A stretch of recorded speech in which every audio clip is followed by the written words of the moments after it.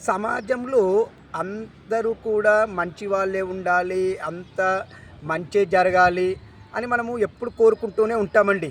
రియల్‌గా సమాజంలో అందరూ మంచి వాళ్ళే ఉంటే, ఇప్పుడు ప్రెజెంట్ ఉన్న సిట్యుయేషన్‌లో మరి అందరూ మంచి వాళ్ళే అయితే, మరి ప్రభుత్వాలు ఎలా నడుస్తాయి? అరే అదేంటి అందరూ మంచి వాళ్ళైతే ప్రభుత్వాలు ఎలా నడుస్తాయని నేను ఎలా క్వశ్చన్ చేస్తున్నాను అనుకుంటున్నారా? ఇప్పుడు అందరూ మంచి వాళ్ళు అవుతే ఇప్పుడున్న ప్రభుత్వాలు దాదాపుగా నడవడం చాలా కష్టమండి. అది ఎలా అంటే నేను 1, 2 ఎగ్జాంపుల్స్ తోటే చెప్తాను చూడండి. తాగుబోతులు మంచి అలవాటు కాదు కదండీ! మరి తాగుతారు.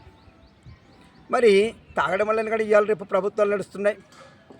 మరి దొంగతనాలు, దోపిడీలు, హత్యలు చేసేవాళ్ళు వాళ్ళే లేకపోతే పోలీస్ వ్యవస్థ, న్యాయ వ్యవస్థలు ఎందుకంటే చాలా మట్టుకు.